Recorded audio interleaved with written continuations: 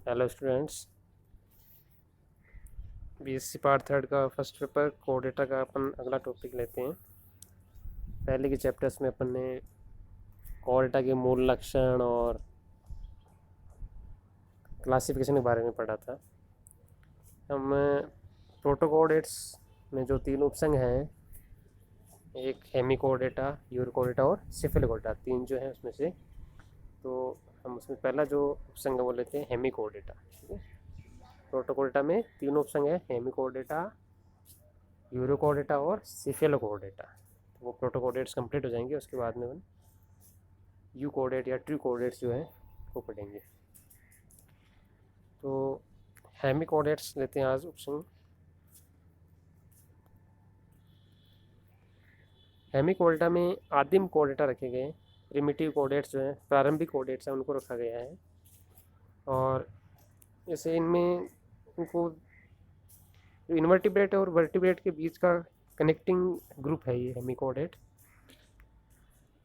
ये सरल रचना वाले अचल अथवा स्वतंत्र जीवी, ठीक है, यानी स्थिर भी हो सकते हैं और स्वतंत्र जीव भी हो सकते हैं, बिल में रहने वाले जंतु हैं जो अधिकांश समुद्र में पाए जाते हैं। मोस्टली ये समुद्री मेराइन होते हैं, बहुत कम होते हैं जो स्वच्छ जल में पाए जाते हैं।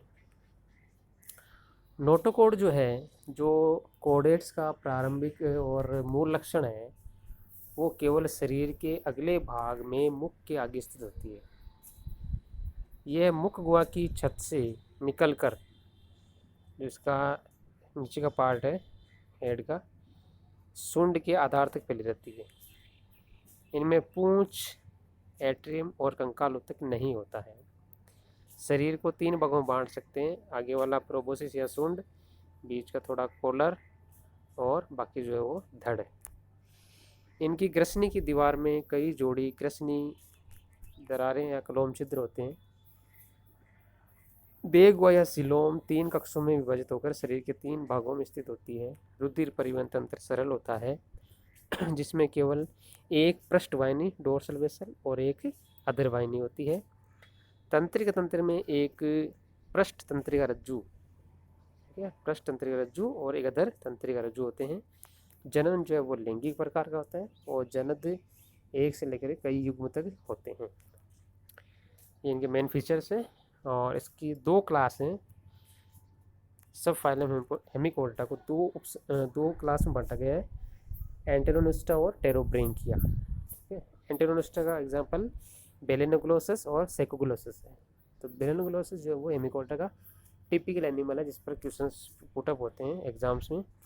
और टेरोब्रेंकिया के एग्जांपल है सिफिलोडिस्कस और रेप्डोप्लूरा। ठीक है, एंटेरोनिस्टा जो है वो एकल और बिल में रहने वाले जंतु हैं।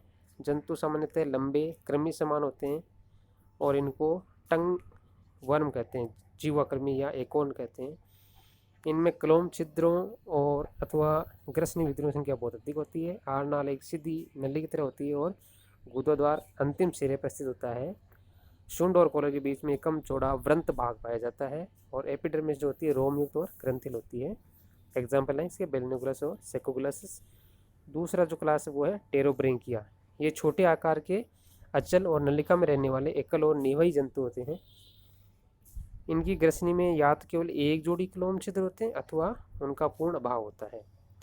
इन जंतुओं की आहार नाल यू के आकार की होती है और मुख और गुदा द्वार पास पास स्थित होते हैं, क्योंकि यू आकार की है तो मुख और गुदा द्वार पास पास आ जाएंगे।